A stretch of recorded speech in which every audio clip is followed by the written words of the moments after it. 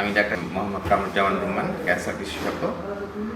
আমি আসলে দীর্ঘদিন ধরে দুপায়ের সমস্যায় ভুগছিলাম। আমার অ্যাকিলিস টেন্ডনের চারপাশে ছোট্ট একটু সয়েলিং ছিল এবং হাঁটার সময় খুব ব্যথা হতো।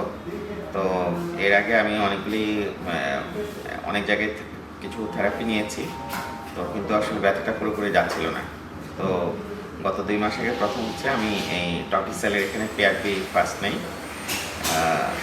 আমার অভিজ্ঞতা যে যেটা প্রথমে আমার কাছে মনে হচ্ছিল যে রেসপন্সটা আসলে একদম প্লাস মাইনাস, কিন্তু আস্তে আস্তে আমি বুঝলাম যে আমার আসলে ব্যথাটা অনেকটা কমে গেছে।